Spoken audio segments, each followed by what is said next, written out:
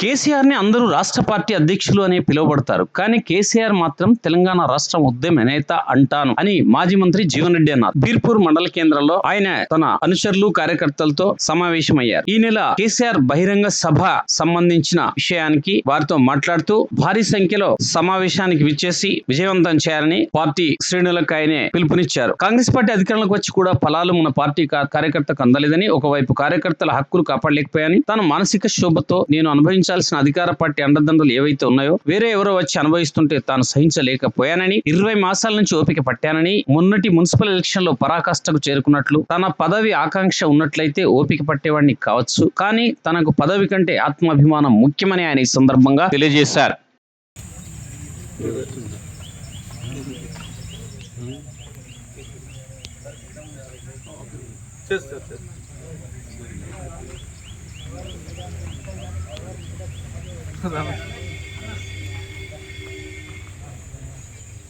తొందర సార్ వచ్చారు. నమస్తే. ఎంత సత్తన వచ్చింది సత్తన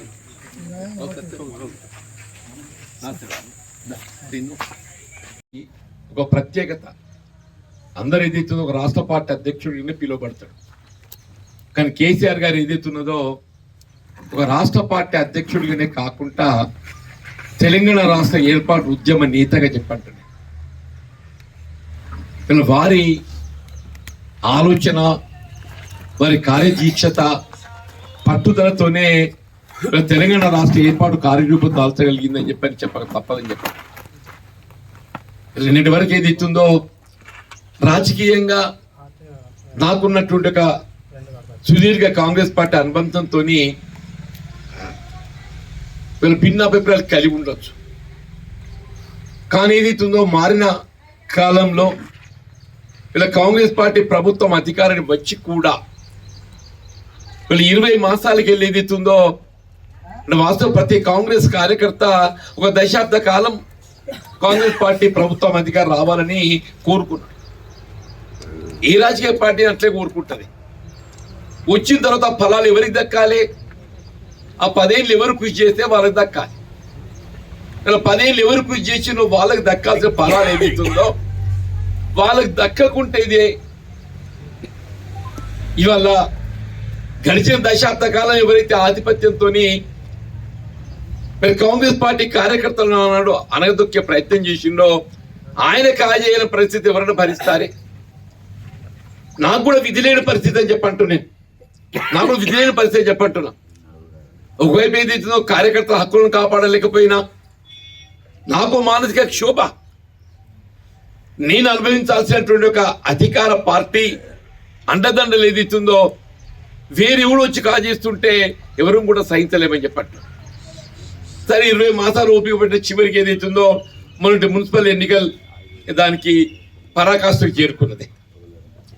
వాళ్ళు ఎవరేమన్నా కానీ ఇప్పుడే మీరు సుభాష్ చెప్పిండు వీళ్ళ బీఫామ్లు ఎవరికి రావాలి? ఇవాళ మీరు అందరూ ఏమంటున్నారు? ఇలా మీ కష్టకాలంలో మేము బీఆర్ఎస్ పార్టీకి అండగా నిలబడుతున్నామయా. రేపు కేసీఆర్ గారు ఏదైతుందో జగిత్యాలకు వస్తుంటే మేమందరం వారి సభ జయప్రదం చేయాలని చెప్పని మీరు అందరు ముందుకు వస్తున్నారు. మరి రేపు బీఆర్ఎస్ ప్రభుత్వం అధికారానికి వస్తే ఈ హక్కులు ఎవరు పొందాలి అంటున్న ఫలాలు ఎవరు పొందాలి? ఎవరైతే కేసీఆర్ నాయకత్వాన్ని తిరిగి బలోపేతం చేసి రాష్ట్రంలో కేసీఆర్ గారు తిరిగి అధికారం రావటానికి ఎవరైతే కృషి చేసిండ్రో వారు ఫలాలు పొందాలి. నిజమాబద్ధమే. అట్లా కాక ఎవడు వస్తే చూసి ఊరుకుంటామా? మన మున్సిపల్ ఎన్నికలు అదే జరిగింది. నిన్న ఏదో జగిత్యాలకి వెళ్ళి కొద్దిమంది మిత్రులు మీ జీవన్ రెడ్డి గారితో కలిసి ప్రయాణం చేయటం లేదు, మరి మాకేమైనా ఇస్తారా సార్, మీతోనే ఉంటామని చెప్పని పోయింది. ఓట్ల ఉద్దేశమే కాదు. మేము ఆయనతో పోతలేము. ఆయనతో పోతే మాకు ఏం లేదు. 2 నెలలు పోరాటం చేయాలి ప్రజాక్షేత్రం లోపల. మరి 2 నెలలు మాకు ఓపిక పట్టే అది లేదు. మరి మా మనం చూస్తావా మన అని చెప్పని పోయిండా. ఆయన ఏం చెప్పిండు? లేదు అట్లే లేదు, జీవన్ రెడ్డి కూడా చూస్తా అని చెప్పిన మంచిగానే, నేను జీవన్ రెడ్డి కూడా మంచిగా చూస్తా అని చెప్పిన. ఆయన ఓపిక లేకుండా పోయిండు అని చెప్పంటాడా? నిజమైన పదవుల కాంక్ష వరకు ఉన్నట్టయితే ఓపిక పడదు కావచ్చు. నేను పదవుల కాంక్ష వరకే ఉన్నట్టయితే ఓపిక పడదు కావచ్చు, కానీ పదవి కంటే ఏది ఇస్తుందో ఆత్మ అభిమానం ముఖ్యం అని చెప్పంటాను. పదవి కంటే నాకు ఆత్మ అభిమానం ముఖ్యం, ఆత్మ గౌరవం ముఖ్యం అని చెప్పంటాను. నా ఆత్మ అభిమానాన్ని కోల్పోయినప్పుడు, నేను ఆత్మ గౌరవాన్ని పొందలేకపోయినప్పుడు నీ పదవి అంటే పదవి ఇవాళ ఏదైతున్నదో అంటే నిజంగా కూడా అందరూ ఆశ్చర్యపోయినరు. వీడేం రాజీనామా చేస్తాడు, ఇట్లే పడి ఉంటాడని చెప్పి అనుకున్నారు. అధికార పార్టీ ఇంకా 2 సంవత్సరాలు ప్రభుత్వం కొనసాగుతుందని తెలిసి కూడా పార్టీని వదులుకోవడం మామూలు విషయం కాదే. నవ్వుడు కొద్దిమంది మిత్రులు చెప్పిండ్రు, 6 నెలలు ఓపిక పడదాం సార్, ఇంకో 6 చూద్దాం, తర్వాత చేద్దాం ఏంది అని చెప్పాను. నేనన్నా పోరాటం అనేది ఏదైతుందో ఆదికెళ్ళి చేస్తేనే మనం ఎప్పుడు అవమానాలకు గురవుతామో అప్పుడే మనం దానికి ఎదురు నిలబడాలి. మనం అవమానాలకు ఎప్పుడు గురైతే అప్పుడే దాన్ని ఎదుర్కోవాలి. అంతేగాని ఏదైతుందో అవమానాలు సహించి భరించి మళ్ళీ మేము దొరుకుతుందో చూసి అప్పటికి ఏదైనా దొరకకుంటే అప్పటికి వద్దామని చెప్పంటే జనం అంత అమాయకులానే. జనం అమాయకులు కాదు, మనగడు తెలియగల్లో వాళ్ళు, మనగడు తెలియగల్లో అని చెప్పంటాను నేను. మన సమయాన్ని మనం స్పందిస్తేనే మనకు ఆ గౌరవం తక్కువద్దని చెప్పంటున్నాను. 2 సంవత్సరాలు ఇంకా ప్రభుత్వ కాల పరిమితి ఉండి కూడా మన పదవులు ముఖ్యం కాదు, ఇక ప్రజల పక్షాన్ని నిలబడాలి మనం అని చెప్పిన భావంతో నేను బయటకు రావడము, అందుకే మనం గౌరవిస్తున్నాయి. వీళ్ళు ఇంతమంది వచ్చిన మీరు పాతోళ్ళు కొత్తోళ్ళు అందరూ కూడా చెప్పంటున్నాను. గ్రామ పంచాయతీ ఎన్నికలు జరిగినాయి, అందరూ ఏం కోరుకుంటామే, మన శిరువేపులాసులు గెలవాలని కోరుకుంటాం.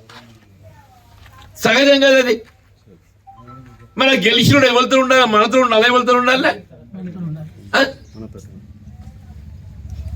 మన శిరువేపులాసులు గెలవాలని చెప్పి తాపత్రపడి మనం వాళ్ళ గెలుపుకు తోడ్పడితే, అరే అధికారం అక్కడ ఉంది కదా, మరి మీతో నిలబడితే మాకేమవుతుంది, మళ్ళీ మీరు 2 ఏళ్ళు ప్రజాక్షేత్రంలో పోరాటం చేయడమే కదా, మాకు అక్కడ దొరుకుతుంది, మేము అటే పోతాం అని చెప్పని అటే పోతున్నాడు. నాకు అర్థమే కాలేదు లెక్క అది. ఏదా అవునా? అరే సర్పంచ్ అనేది నామినేటెడ్ పోస్ట్ కాదు, ఇది ముందు గ్రహించాలి. అంటే ఆయన పాపం డ్రాప్ అయిపోయి మద్దతు చేసిండు కాబట్టి అంటుండే. సర్పంచ్ అనేది నామినేటెడ్ పోస్ట్ కాదు, ప్రజలచే ఎంపిక కాబట్టి ప్రజా సేవ కొరకు ఏది ఇస్తుందో మొత్తం రాజ్యాంగంలో అన్నింటికంటే వీళ్ళ అధికారిక పదవి అనేది సర్పంచ్. వాళ్ళు ఎవడు తీయలేడా, ఎవడు కదిలియలేడా చెప్పంటాను నేను. అంతా అన్నదమ్ములు లెక్క కలిసి ప్రయాణం చేద్దాం. ఇద్దరు మిత్రులు ఇక్కడ రమణ గారు ఉన్నారు, వసంత గారు, అందరం కూడా కలిసి ప్రయాణం చేస్తాం. అందరం అనుకునే కార్యక్రమాలు రూపొందిస్తున్నాం. ఇలా సమావేశ స్థలి అక్కడ ఏర్పాటు కూడా అందరూ కలిసే చేస్తున్నారు. రేపు కేసీఆర్ గారి సమావేశం కూడా అందరం కలిసే చేస్తున్నాం. మళ్ళీ తరతమ భేదం అనేది లేకుంటే ఏదైతుందో మనం ఈ సభ సమావేశం జయప్రదం చేయాలి. భవిష్యత్తులో ఏ సమస్య వచ్చినా కానీ ఇలా ప్రజల పక్షాన్ని నిలబడి పోరాటం చేయడానికి నేను ఎప్పుడు మీకు సంసిద్ధంగా ఉంటా అని చెప్పి అంటున్నా. ప్రత్యక్షంగా మీరు ఎవరైనా కానీ నాతో మాట్లాడచ్చు, ప్రత్యక్షంగా మీరు ఎవరైనా నాతో మాట్లాడచ్చు అని చెప్పండి.